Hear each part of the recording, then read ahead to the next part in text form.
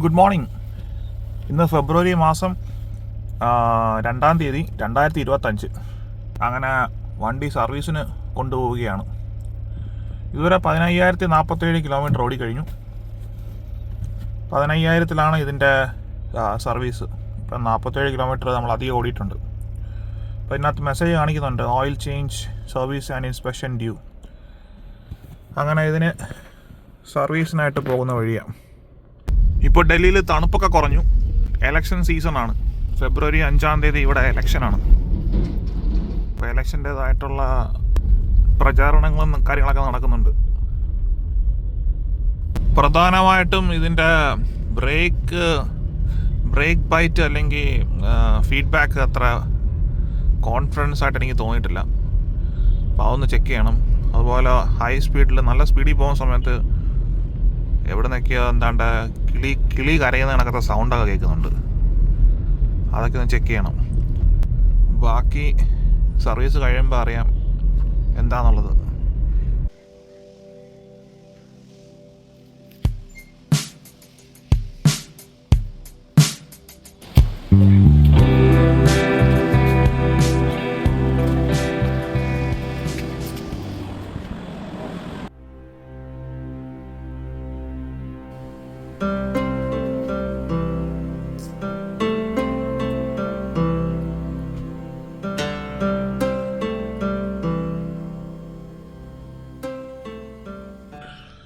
ഇപ്പോൾ സമയം 6:20.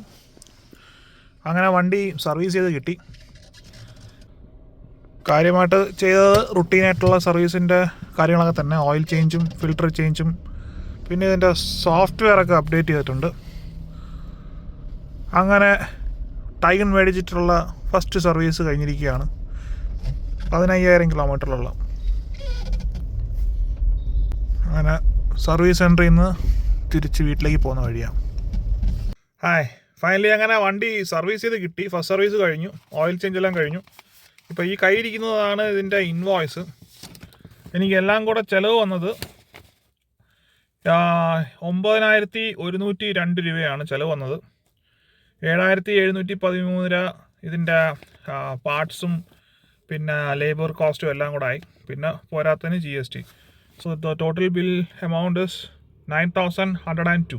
Frontier auto world private limited. ഇത് ഫോക്സ് വാഗൻ സൗത്ത് ഡൽഹിയിലെ വർക്ക്ഷോപ്പിലാണ് ഞാൻ ചെയ്തത്.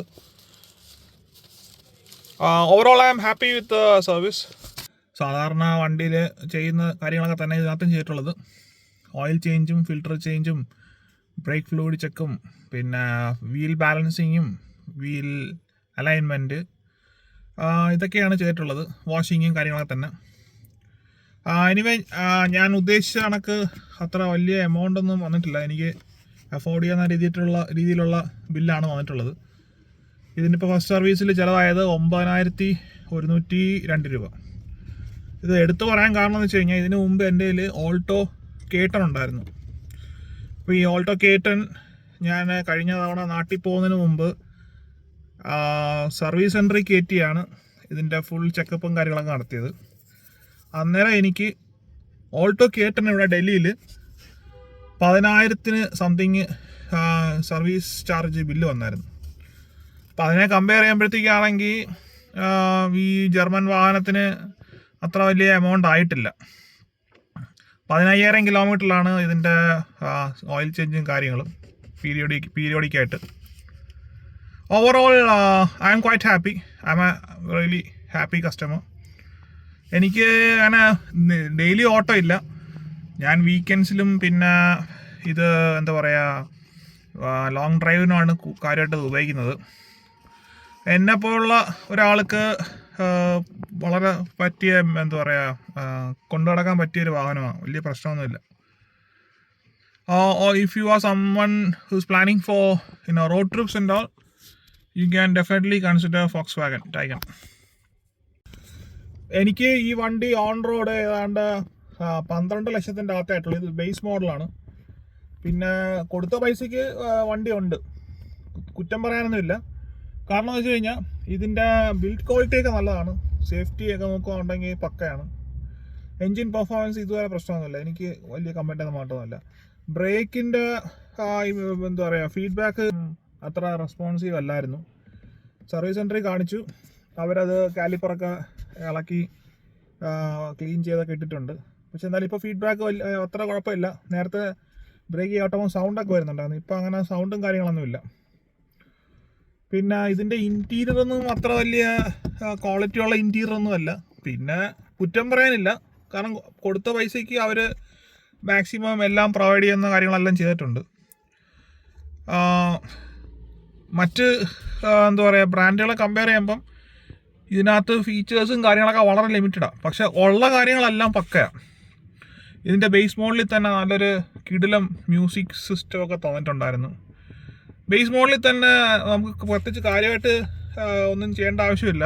റെഡി ടു ഡ്രൈവ് വേണ്ട ഫീച്ചേഴ്സും കാര്യങ്ങളൊക്കെ ഉണ്ടായിരുന്നു. സോ ഈ ജർമ്മൻ വണ്ടി എടുത്ത് പണിയാവുമോ പെട്ടു പോകുമോ എന്നൊക്കെ ഒരുപാട് ആശങ്കയുള്ള ആളുകളുണ്ട്. അവരോട് എൻ്റെ എക്സ്പീരിയൻസ് പറയാമെന്നുണ്ടെങ്കിൽ എനിക്കും അങ്ങനെ ഒരുപാട് ആശങ്ക ഉണ്ടായിരുന്നു. പക്ഷെ ഉപയോഗിച്ചതിന് ശേഷം പറയുകയാണ്, ഒരു കുഴപ്പമില്ല, വണ്ടി സൂപ്പറാണ്. ഞാൻ എൻ്റെ as a owner, as a user, എൻ്റെ പേഴ്സണൽ എക്സ്പീരിയൻസ് ആണ് ഞാൻ പറയുന്നത്. മറ്റുള്ളവർക്ക് വേറെ രീതിയിലുള്ള അനുഭവങ്ങൾ കാണും. പക്ഷേ എൻ്റെ അനുഭവത്തിൽ നിന്ന് ദിസ് ഈസ് റിയലി നൈസ്. അപ്പോൾ ഇതാണ് ഫസ്റ്റ് സർവീസിൻ്റെ ഒരു സമ്മറി.